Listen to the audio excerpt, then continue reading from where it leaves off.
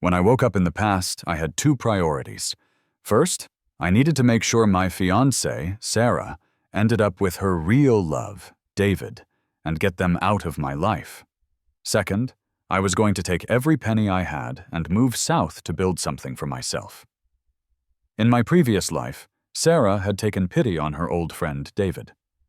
She secretly took the money I had spent 5 years saving up, the money for our wedding, and gave it to him so he could buy a house. Over 20 years later, David became a millionaire when that same property was bought out. I, on the other hand, was living in a run-down shack in a rural area, looking worn out and tired, spending my days caring for Sarah's disabled father and raising our 2 children. On the day I finally collapsed and died from exhaustion. Sarah was in the city, wearing a stylish suit and carrying flowers to attend David's 50th birthday party. And then, I woke up, and I was back. The employee dorms were noisy with activity. As I walked quickly toward my room, people I knew saw me and started to call out. "Mark, I saw Sarah downtown earlier. She was in the jewelry store, picking out a ring. It must be for the wedding, right? Sarah is so smart and pretty, and she has so much class. You're a lucky man to be marrying her." He's right. You just don't find a loyal, dedicated woman like her anymore. Loyal and dedicated? All of Sarah's loyalty was for David. For me, she just saw me as a convenience, someone she could call on for anything, who would handle her problems without a single complaint. After all, her convenient fiancé loved her, thought only of her, and followed her every instruction. With me around, she didn't have to lift a finger. I didn't respond to any of them. I just pushed my way through the people and went to my unit. I closed the door behind me and went straight to my bedroom, opening the old trunk I kept at the foot of my bed. Inside was the tin box I remembered. I reached in and pulled it open. The sight of the neatly stacked bills inside made me let out a long breath. Thank goodness. I wasn't too late. I took all the money out and counted it. It was all there, exactly $5,000. This was my entire savings from 5 years of working hard and living cheaply. In my past life, I had denied myself everything, saving every dollar, all while dreaming of marrying Sarah, starting a family, and living a good life. But what did Sarah do? She gave this money to David, her old flame, to buy a house. She was afraid I would find out, so she lied to me, telling me the money was stolen while she was out shopping for wedding supplies. I didn't question her at all. I just tried to comfort her, saying we could always make more money. Not long after, Sarah's father had an accident and fell down some stairs, breaking his leg. She told me he was sick and needed full-time care. I saw how stressed she was and immediately volunteered to quit my job and move back to her hometown to take care of him. The day I left, for the countryside, my position at the factory was given to David. While I was busy helping her father, she and David were in the city, acting like a couple. Later, when Sarah received a promotion and a transfer to a bigger city, she brought David with her. She never once thought about me, her husband. I spent half my life caring for my father-in-law and raising 2 kids. As I got close to 50, I thought things would finally get easier, only to find out that Sarah had been cheating on me with David the entire time. They had a whole separate life together. If David hadn't returned to sell that house and decided to tell me the truth, just to gloat, I would have died without ever knowing what she was really like. Knowing all that, I was not going to marry Sarah in this life. I was taking my money and leaving. I put the cash from the tin box into my pockets and left the dorm. If I was going to build a new life down south, the first thing I needed to do was check the train schedules. I started walking toward the station, but on the way I spotted Sarah and David walking together. Their arms were full of shopping bags, and they were just coming out of a department store. As soon as I saw them, I stepped into a small shop nearby to avoid being seen. To my annoyance, they followed me right in. Sarah was busy helping David pick things out. Her attention was completely on him, so she didn't even notice me. They were standing at a counter a little ways away from me. As they shopped, they started talking. David was putting on a sad face. "Sarah, if you get me Mark's job, is he going to be okay with that?" "My job? I thought I had quit my job after her father's accident. Was it possible that in my past life, Sarah had planned for me to quit all along, just so David could replace me?" My heart started to beat faster. I stared at Sarah. Her usual serious expression was gone, replaced by a soft smile, and her voice was gentle. "He'll have to be. Don't worry about it. I've already got a plan." In my last life, Sarah always spoke to me in a cold, all-business tone. I had just thought that was her personality. I never knew she could sound so warm. It just wasn't for me. Hearing her reassurance, David's face brightened. "Thank you, Sarah. You're really too good to me." "It's nothing," she said. At that, David's eyes darted around, and he put on a helpless expression. "Sarah, I'm new here, and I feel bad relying on you so much. If only we had our own place." The way he looked down, so pitiful and lost. Never mind Sarah, who clearly adored him. Most women would have found it hard to refuse. She comforted him softly. "Don't be in such a hurry. I'll figure something out for a house." "How? You're living in the dorms too?" Seeing how worried he looked, Sarah thought for a second before finally saying, "I've already made arrangements for a house. Mark's mother was a long-time employee at the factory. She passed away while working, so the management is offering Mark a 3-bedroom apartment at a big discount. He has the first right to it. I've decided that you should be the one to apply for it."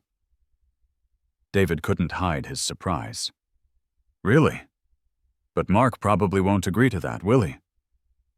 "He doesn't need to know," Sarah replied, not seeming to care.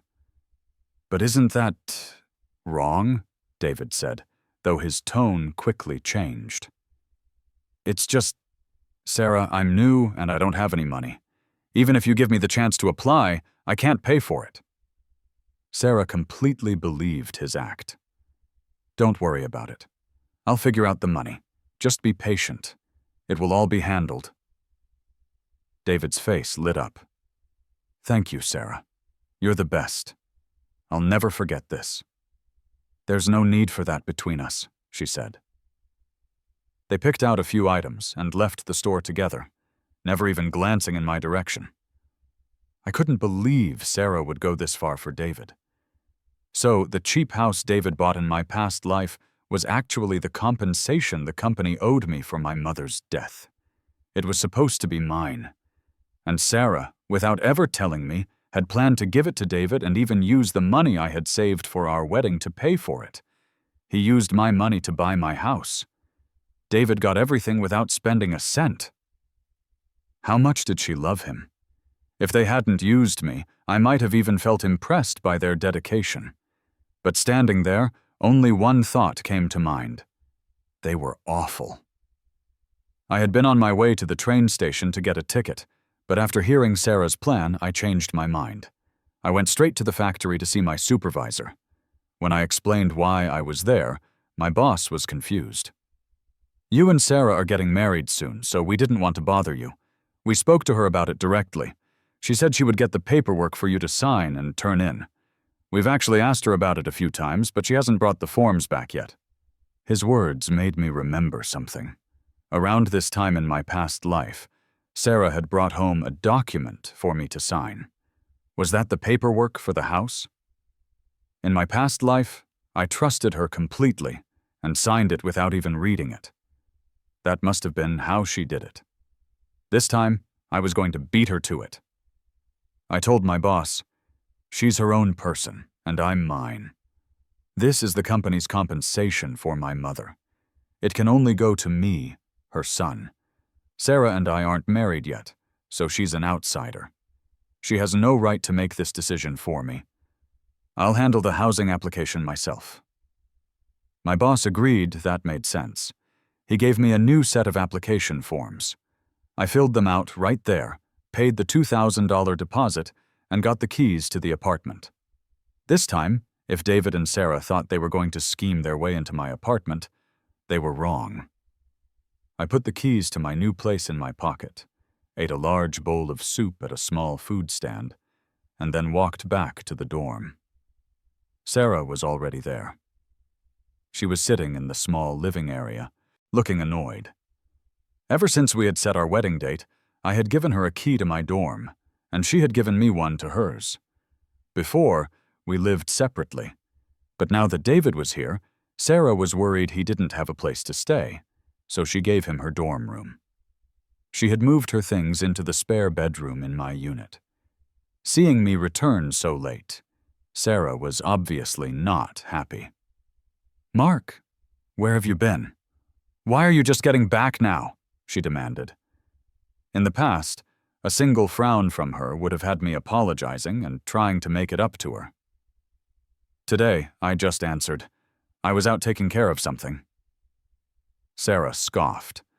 "What could you possibly have to take care of?" I ignored her and walked into my room. Sarah was tall, attractive, and smart.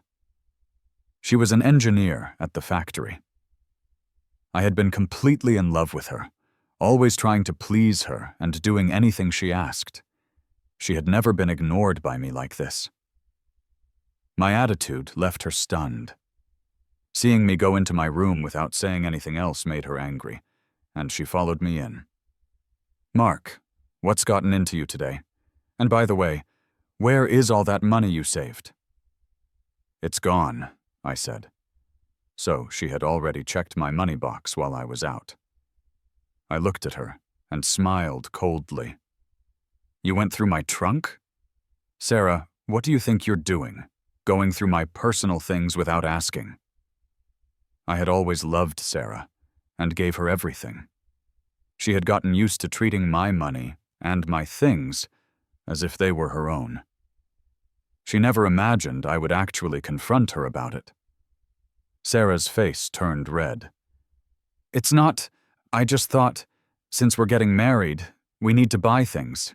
And you saved up a lot, right? I was just going to borrow it for a little while."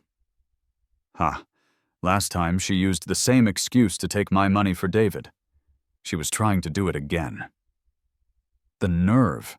I said, "If you need to buy things for the wedding, use your own money. Why are you digging through my trunk? Are you planning on not paying for any part of your own wedding? You just want the man to pay for everything? Aren't you worried people will talk?" My tone and words made Sarah furious. No one had ever spoken to her like this. She yelled, "Mark, what is this attitude?" I stared at her. "What? Am I wrong? Who else in this factory gets married where the woman doesn't contribute at all? Why is it that for us it all has to be my money? What kind of person are you?" Humiliated, Sarah stormed out and slammed the door. I closed my door and looked around my room. It was a mess. Sarah must have torn it apart looking for the money. Thank God I had this second chance and got to it first. If not, I would have fallen for her trick all over again. Sarah didn't return that night, and I didn't care. I knew she was probably expecting me to come find her, to apologize and beg her to come back. After all, in my past life, I had never even raised my voice to her, let alone confronted her like this. Being challenged so directly was a shock to her pride. Storming out was her way of making me panic. She was probably waiting for me to come crawling back, just like I always did. But this time, she could keep waiting. I didn't care where Sarah spent the night. She was probably with David anyway. Sarah loved David. She would do anything for him. Now that I was stepping aside and letting them be together, she should be happy. She would probably be eager to be with him. But I was wrong. The next morning, Sarah came back by herself. She brought breakfast with her, buns, fried dough, and soy milk. She set the still warm food on the table. When I came out of the bathroom, she actually smiled at me. "Mark, time to eat." I might as well eat. I sat down and started eating. Sarah kept looking at me. I wasn't interested in talking to her, so I just ate. Seeing this, Sarah finally had to speak. "Mark, I was wrong yesterday. I'm sorry." Had the world turned upside down? I looked up at her, a skeptical look on my face. A flash of embarrassment crossed hers, but she kept going. "A coworker of mine had a family emergency and needed to borrow money, so I lent him everything I had saved for the wedding. That's why we have to use your money now." Huh. If I were the same old Mark from my past life, obsessed with Sarah, I would have believed her ridiculous lie without a second thought. But I wasn't that person anymore. I laughed to myself, knowing she was lying. Her goal was to get my money to buy a house for David. But Sarah wasn't the only one who could lie. I could too. I finished a bite, took a drink of soy milk, and put on a pained expression. I was in a bad mood yesterday, but I had a reason. My money was stolen when I was out shopping, so I was just— "What?" Sarah jumped up from her chair. The excuse I was using was the exact same one she had used on me in our last life. Back then, I chose to believe her. But this time, Sarah was staring at me, her eyes full of suspicion. She didn't believe me. But she didn't have a reason to doubt me either. I had always been obedient to her, treating her like she was perfect. Sarah couldn't imagine that I would lie to her. Without my money, she couldn't buy the house for David. Back then, a month's pay was just over $100. $2,000 was a lot of money, and she couldn't just borrow that much easily. Furious, Sarah stormed out and slammed the door again. I didn't care about her anger. After I finished breakfast, I went to the factory. Since I was planning to leave and start a business, I obviously didn't need this job. But I wasn't going to let Sarah and David get it. I decided to sell my position and get some extra cash. The factory was doing well, and many people were willing to pay for a good job. When I let it be known that I was giving up my spot, several people came to ask about the price. I wasn't asking for too much, and I quickly made a deal with one person. He wanted the job for his wife, but didn't have the cash with him. He needed to go home, talk to her, and borrow some money. We agreed on a time to meet, and I went back to my dorm feeling pretty good. I had just sat down and had a sip of water when David showed up. He came over specifically to taunt me, walking up with a smug look. "Mark, my friend, Sarah spent the whole day with me yesterday, helping me buy things. I didn't have any money, so she used her salary. She even said that since I'm new here and don't have anything, she'll give me half her pay from now on." David had said these same things to me in our last life. Back then, I had been furious, called him shameless, and gotten into a huge fight with Sarah. In the end, I gained nothing, and only made Sarah dislike me more. This time, David tried the same thing, but I didn't react. My eyes landed on David's clothes. The new outfit looked familiar. Weren't those the clothes I had bought for my own wedding? When did David take my clothes? Seeing that I was ignoring him and just looking at his clothes, David's expression became even more self-satisfied. Sarah knew I didn't bring many clothes, so she felt bad and gave me your new suit. Don't be mad. I looked at David. It's fine. I bought those clothes with my money. Sarah gave them to you without my permission. Taking something without asking is stealing. I'll just get the money for them from her. David laughed. Yeah, right. You think you have the nerve to ask Sarah for money? A guy like you is just lucky she's marrying you at all. Believe it or not, I could make her break up with you right now. She listens to you that much. Who do you think you are? I replied with a cold laugh. My question made David pause, and he looked flustered. You don't know who I am to her? If my parents hadn't forced me to get a girlfriend back then, I would have been with Sarah. You never would have had a chance." "Is that right? So after your girlfriend broke up with you, you came running back to Sarah, hoping to start things up again?" With no one else around, David wasn't afraid to admit it. "That's right, it's exactly what you think." I couldn't help but laugh at his shamelessness. "You two really are something else, aren't you? You want Sarah? You can have her. Now get out. Get away from me. You make me sick." David never expected me to react this way. He failed to get the angry reaction he wanted, so he just glared at me. "You just wait." "I'm waiting. You got dumped, so you came back to Sarah, treating her like your personal bank, right? You want her money, my job, and my house. If Sarah had nothing, would you still be acting so pathetic? Let me tell you, whatever you want to do is fine with me. Take Sarah. I don't want her. But my job, my money, and my house will never be yours." I had clearly hit a nerve. David looked like he was about to explode. Having failed to upset me, he turned to leave. But just as he turned, he saw someone walking into the courtyard and immediately changed his behavior. The anger on his face disappeared, and his eyes suddenly filled with tears. He covered his face and started to sob. "Mark, you've got it all wrong. Sarah and I are just like brother and sister. It's not what you think."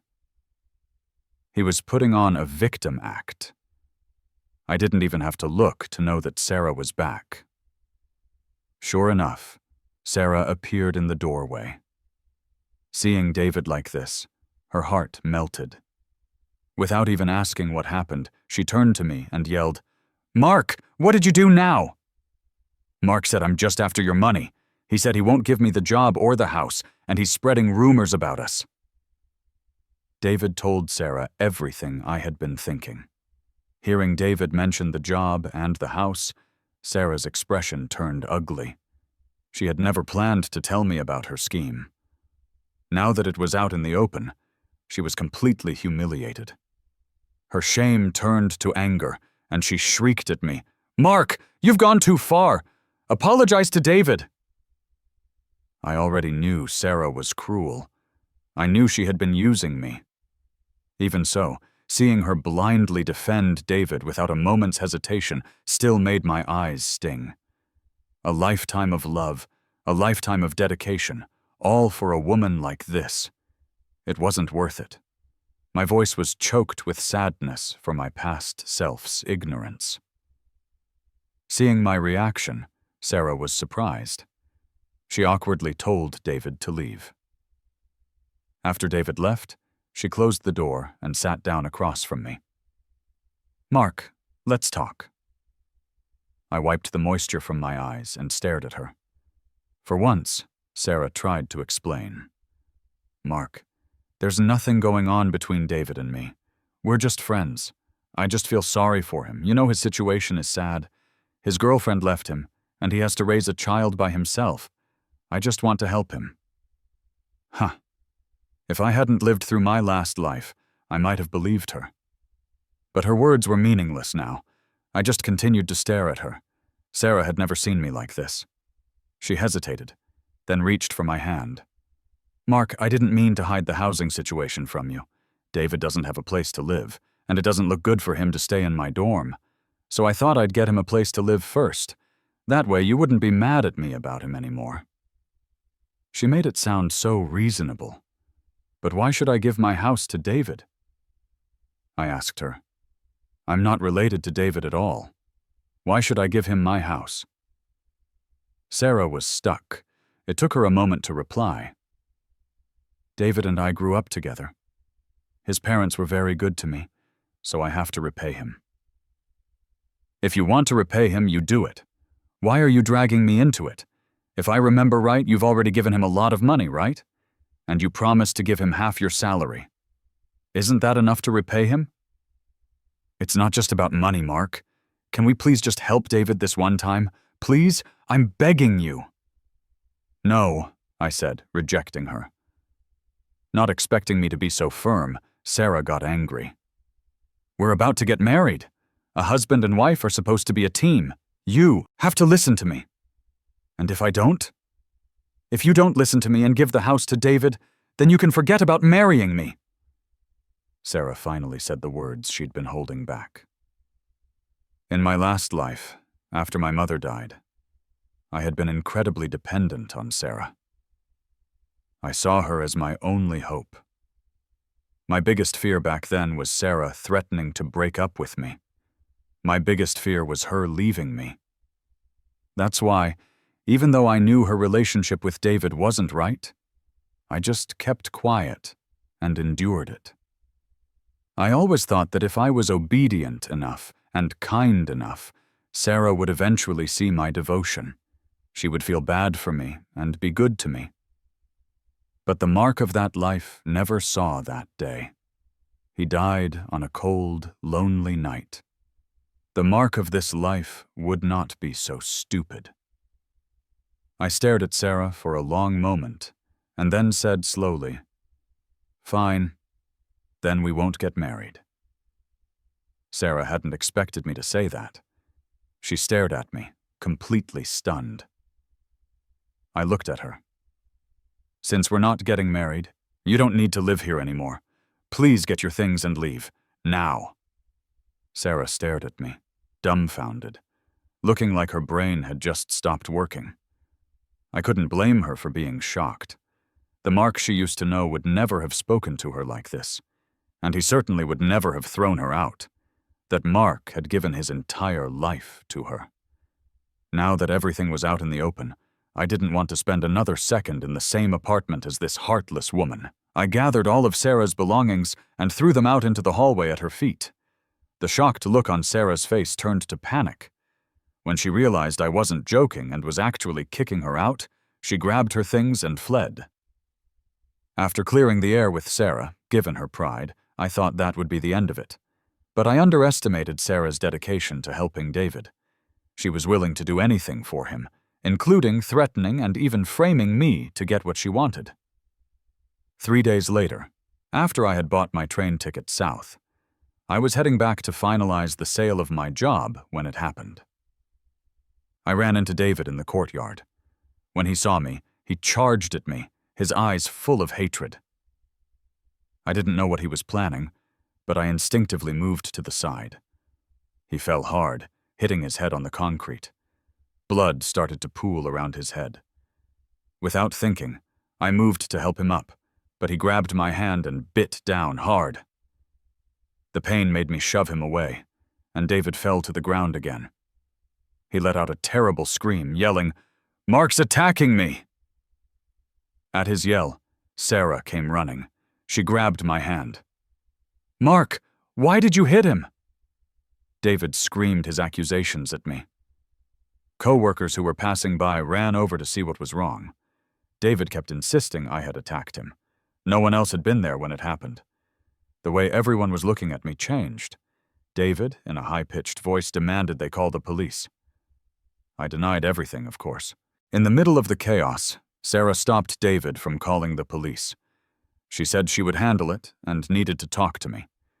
At that point, I pretty much understood their plan.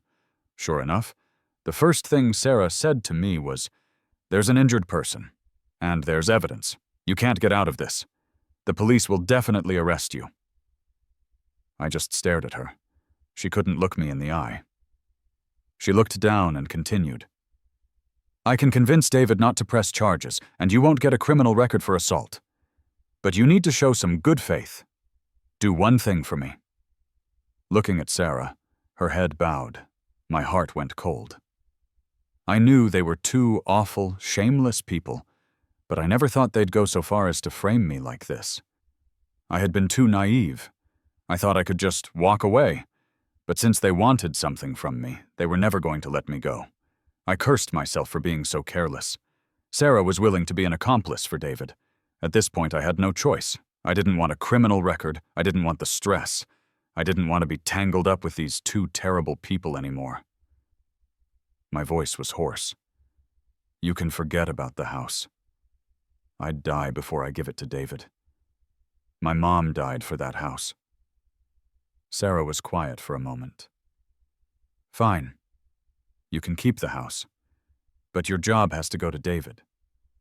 Don't worry, we'll still get married. I'll support you from now on.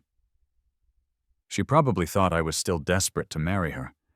Hearing her say that just made me feel sick. I couldn't stand to be near her. Thankfully, I no longer wanted to marry her. I no longer wanted to live that miserable life. Getting away from this toxic woman was my only priority. Weighing my options, I agreed. Fine, the job is David's. Now you can go. When I agreed, Sarah wasn't as happy as I thought she'd be. She actually reached out to hug me. Mark, I know you've been wronged in this. Don't worry. After we get married, I'll treat you well. I promise you won't have to suffer anymore. She probably thought she was some kind of saint. I fought back the urge to be sick and dodged her hug. I reminded her, "You can go now." Sarah didn't leave. She had the nerve to say she had nowhere to stay and moved back into my spare room. I knew she was up to no good. I knew she and David were both scum. To stop them from pulling another trick, I had to play along. Anyway, I had already bought my train ticket. In 5 days, I would be gone, and I would never have to see these disgusting people again. Sarah was like a different person.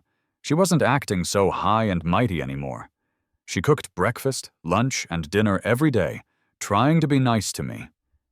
But now, I only felt disgust when I looked at her. Sarah brought me candy and cookies, asking about the details of our wedding. Maybe her conscience was bothering her. She stopped spending all her time with David and instead hovered around me. She didn't seem to mind when I was cold to her. She discussed the wedding reception with me, who to invite, and what suit I should wear. On the surface, she seemed to genuinely care about the wedding, but I felt nothing. I had suffered enough in my last life. I would never believe this woman could change. To all of Sarah's efforts, I had only one cold reply. "You handle it." These were the exact words Sarah had said to me in our last life when I was the one planning our wedding. I was just returning them to her. Sarah's expression was complicated, but she quickly put on a pleasant face and spoke to me again. "Mark, here's our marriage application. I've already signed it. Now it's just waiting for you. Once you sign, we can go get our marriage certificate today." I looked at Sarah's eager face and smirked. "Just leave it there. Our wedding is in 3 days. We can't wait any longer. It's best to get the certificate today." I didn't know why Sarah was in such a hurry to get married. To avoid any more trouble, I didn't want her to know my real plans. I said, "You go do your thing. I'll sign it and go get the certificate myself."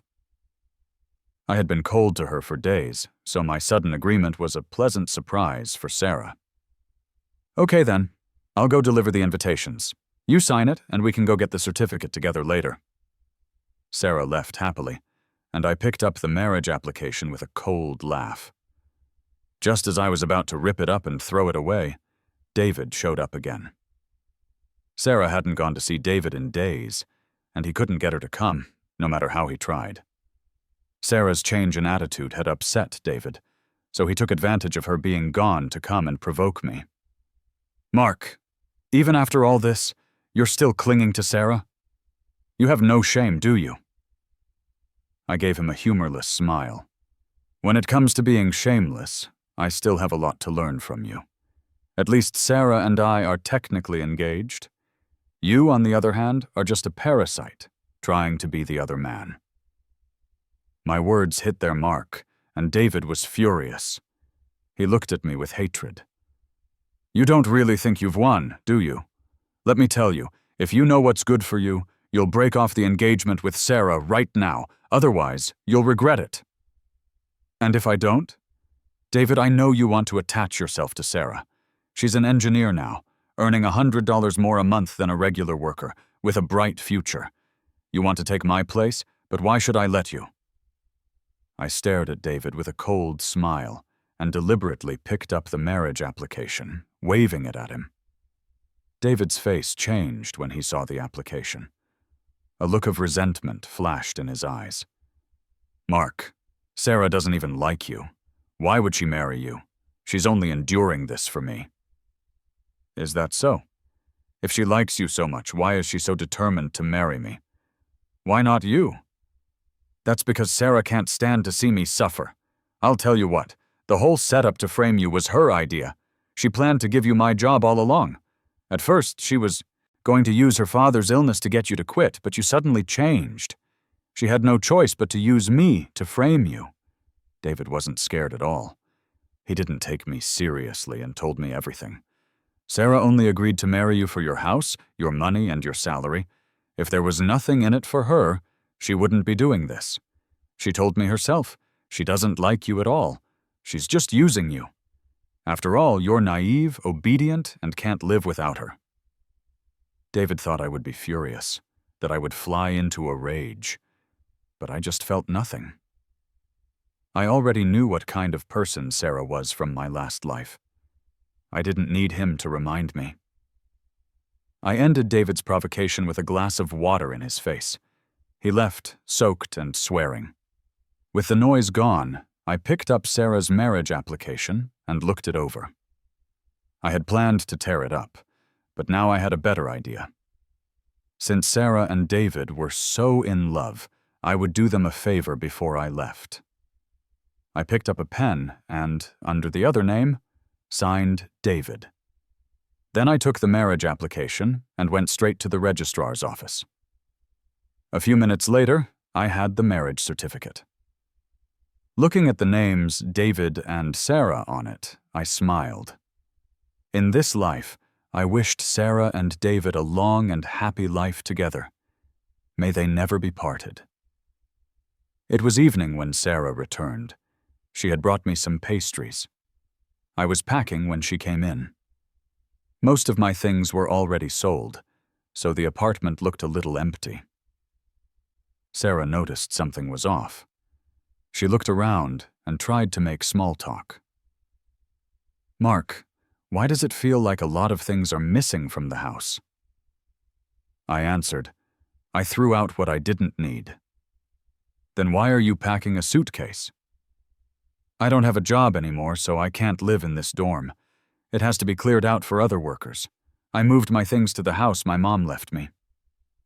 I was telling the truth, so Sarah didn't suspect anything. She eagerly offered me the pastries she'd bought. I glanced at them, a cold smile on my lips. These pastries weren't what I liked. They were all David's favorite flavors. So, Sarah, if you're going to pretend to be nice to me, at least do it right. I was annoyed and hadn't planned on saying anything, but I couldn't help myself. These are all savory. I don't like savory pastries. I like sweet ones. A flicker of embarrassment crossed Sarah's face. I remembered wrong. Mark, it's my fault. I'll buy the ones you like next time. I didn't say anything and went back into my room. Seeing my cold attitude, a hurt expression flashed across Sarah's face. She brought up the marriage application. Mark, did you sign the papers? Signed. I picked up the certificate, too. Sarah let out a sigh of relief. The certificate? Let me see it. There's nothing to see. I already packed it away at the bottom of a box. It's a hassle to dig it out again. Sarah seemed to believe me and went happily to prepare dinner. Dinner was a big meal, with fish and meat. Just as Sarah and I picked up our bowls, there was a frantic knock on the door. It was David's voice. Sarah, I just threw up. I think I'm sick. I kept eating. Sarah put down her chopsticks and looked at me. She didn't rush out like she used to, but watched me carefully. Mark, if you're worried, go check on him. Why don't we go together? Not me. I'm not a doctor. I'd just be in the way. Sarah hesitated. The knocking grew more frantic, and David's voice was now laced with tears. In the end, Sarah got up and left. Mark, I'll just be a minute. I continued eating, unfazed. After dinner, I cleaned up, washed up, and went to bed. Sarah didn't come back that night. The next day, I calmly moved all my packed belongings to my new house. As I made several trips back and forth, I overheard people at the factory talking. They said David had been poisoned last night and had almost died. He was still in the hospital in critical condition. This hadn't happened in my last life, so I was a little curious. Why was he poisoned? Though curious, I didn't think about it for long. It had nothing to do with me. It took a full day to move everything. Sarah came back the next evening. I was sitting at the dining table eating dinner alone. I didn't even look up when she came in. She walked to the table and sat down. He was poisoned. It was serious. David was scared to be alone, so I stayed at the hospital. I cut her off. Can you not talk to me about other people's problems? I don't care. Sarah was taken aback. After a moment, she asked, Mark, are you angry? No, it's nothing to be angry about. Sarah wanted to say more, but I had already stood up, cleared my dishes, and headed for the kitchen. She stood in the middle of the room, her eyes dark as she watched me. I gave her no response and went straight to my bedroom. I was leaving tomorrow. I calmly washed up, lay down, and prepared to rest. There was a knock on the door. I snapped, What is it? Mark, open the door. I have something for you. I opened the door. Sarah was standing there holding a small red box. She handed it to me, her face full of anticipation. Open it. I opened it. It was a gold ring. I hadn't seen this ring in my last life, but I recognized its shape. It was in the shape of a plum blossom, delicate and beautiful. In my last life, when a wealthy David came back to sell his house, he had worn it on his finger. Back then, David looked like a prince, while I was a withered mess. David had held up his hand to show me the ring. This is the wedding ring Sarah bought for me. I clearly remembered the suffocating anger and despair I felt then. So why was this ring in front of me now? I felt no joy, only disgust. I looked at Sarah and said, What is this? Sarah smiled and explained, It's the wedding ring I bought for you. Try it on and see if it fits. I didn't try it on. I just closed the box. Seeing my cold attitude, Sarah's expression fell. I didn't want any more drama before I left, so I added, Since it's a wedding ring, let's wait for the wedding to wear it. You have to respect the ceremony. Hearing this, Sarah's face instantly broke into a smile. Okay then, I'll put it away, and I'll put it on you at the wedding tomorrow. The wedding. There would be no wedding for us. The wedding tomorrow would proceed as planned, but the groom wouldn't be me. It would be David. After all, David and Sarah were now legally husband and wife. And I knew David wouldn't let the wedding happen normally. While Sarah was busy helping him at the hospital, David had specifically called me. He told me he wouldn't let me and Sarah get married. Tomorrow's wedding wouldn't happen. He would do whatever it took to stop it. David thought his threat would bother me. I just said 3 words to him. Do whatever. The night passed quickly. The next morning, David came looking for Sarah again. As usual, it was about him. Sarah was conflicted. I have a wedding today. David dropped to his knees at the door. Sarah, you're the one who told me to come here and rely on you. You promised to take care of me. Now I don't even know how long I have to live, and you're going to have a wedding? How can you do this to me? David's wailing convinced Sarah to go. As she left with him, she looked back at me, standing coldly in the doorway. Mark, I'll be right back. You wait. The wedding will happen as planned. I didn't say anything, just gave her a meaningful smile. Sarah thought I had agreed. As her and David's backs disappeared, I whispered, Sarah, Goodbye forever. I placed the marriage certificate for Sarah and David on the table. Then I picked up a pen and wrote a letter for Sarah. I'm gone, Sarah. I wish you and David a long and happy life together.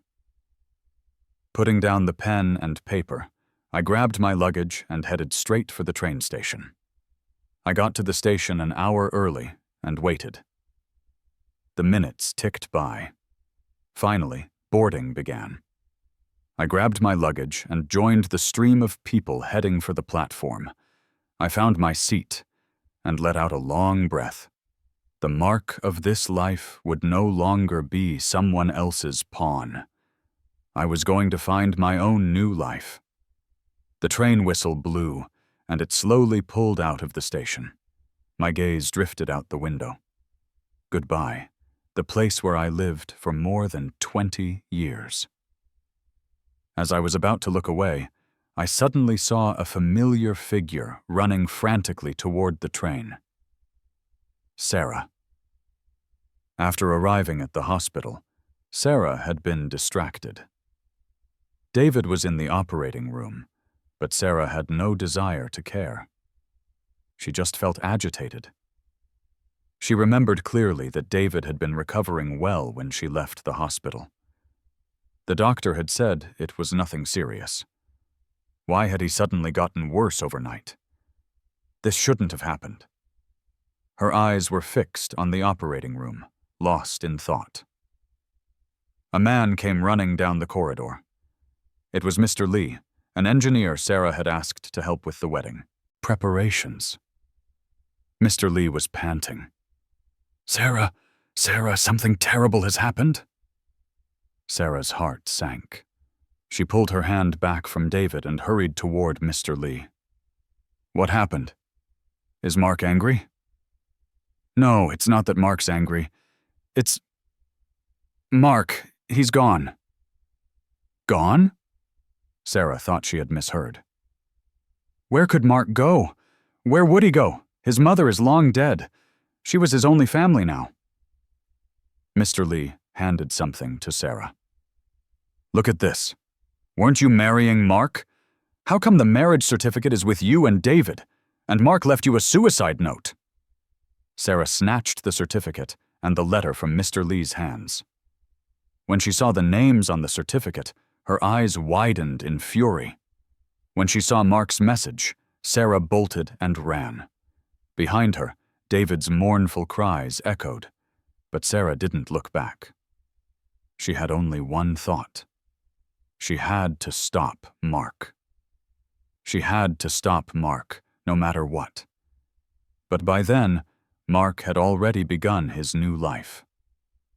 15 years later, after having fought my way to success in Silicon Valley, I returned to my hometown a wealthy man. Accompanied by my assistant, I came back to Riverton, the city where I'd lived for over 20 years, to scout for investments. After 15 years, Riverton had changed dramatically. The poverty and backwardness were gone. The old factory had closed down, and my former colleagues and acquaintances had scattered. As my assistant and I walked down the street, I looked at the city lights and felt a wave of emotion. I remembered myself in my 30s in my past life, toiling day and night in the countryside. The hardship was written on my face, my hands were rough and cracked, and I didn't have a single decent set of clothes. But now, I lived in a spacious, bright villa in Silicon Valley, drove a nice car, and ran my own company. I had married a woman who loved me, Lily, and we had a lively, adorable child. My in-laws treated me like their own son. My family life was happy and harmonious. All of this stemmed from the choice I made back then. Who could have imagined that two different choices would lead to such drastically different endings? Strolling through the streets of Riverton, I heard the call of a roasted chestnut vendor. I turned my head, and my assistant, already understanding, called out to the woman selling them. The middle-aged chestnut vendor was bundled in a thick, cotton jacket, and one of her legs was lame. She greeted my assistant with a deferential smile. Her familiar Riverton accent felt warm. I struck up a conversation. "Ma'am, you've lived here for many years, haven't you?" "Yes, born and raised in Riverton. Been here almost 40 years now." The woman expertly weighed a bag of chestnuts, packaged them, and handed them over. When it was time to pay, the woman looked up at me. Our eyes met, and I saw shock and disbelief in hers. The bag of chestnuts she was handing me fell to the ground. Her voice rose, changing pitch. You're Mark?" I looked at the middle-aged woman, her face weathered by hardship, looking run down and burdened by life. "You know me? You are... I'm Sarah." Sarah. I stared at the woman in front of me, unable to connect this old, haggard, and disabled woman with the beautiful and poised Sarah I once knew. By my count, Sarah should be less than 40, but she looked like a woman of 60. Sarah's gaze was complicated as she looked at me, her lips moving. "Mark, why didn't you give me a chance? Do you know I looked for you for a long time?" I didn't understand why Sarah would look for me. She loved David so much. I had given them my blessing. Shouldn't she be happy? But Sarah's appearance clearly told a different story. In my past life, while Sarah wasn't a world beater, she had become the chief engineer at a Fortune 500 company, successful and proud. What happened in this life that she didn't go to the big city but stayed here, selling roasted chestnuts? Though Sarah and I were acquaintances, we had nothing to catch up on. Looking at me, Sarah was too ashamed to make small talk. The difference in our stations was humiliating for her. She pushed her chestnut cart and limped away. I had no intention of prying into her life. Sarah was just a passerby to me. I had already let it go. But the next day, at an investment meeting, I ran into the old factory manager. The manager looked at me with a sigh and brought up Sarah. Only then did I find out what Sarah had been through after I left. After discovering she was legally married to David, Sarah refused to accept it. She wanted to annul the marriage. But David wouldn't have it. To ruin my wedding with Sarah, he had poisoned himself. Unwilling to accept the failure of his plan, David had secretly increased the dose on the morning of our wedding. The result was that he spent days in the emergency room and was barely saved. But he was left completely incapacitated, a shell of a man. He had fully expected that after I left, Sarah would resign herself to fate, marry him, and take care of him. He never imagined Sarah would refuse. So David started making a huge scene, demanding Sarah take responsibility for him. Only then did Sarah see David's true colors. She refused to marry him, but David wouldn't let go. He spread rumors everywhere that Sarah had cheated on him, which was why I had left in a rage. He demanded she be responsible for him. David refused to grant a divorce, and Sarah refused to marry him.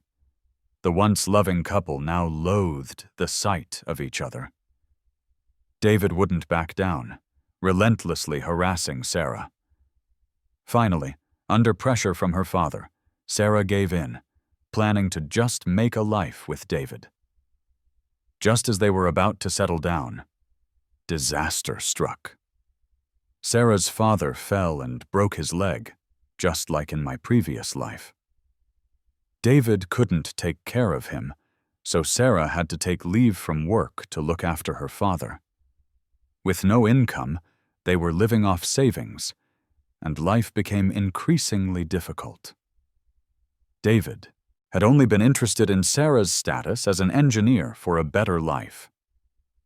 Now that Sarah had no salary due to taking too much leave, life was hard.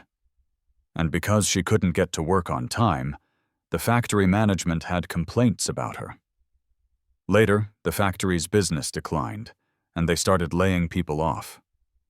Sarah, the engineer who should have been the last to be cut, was laid off.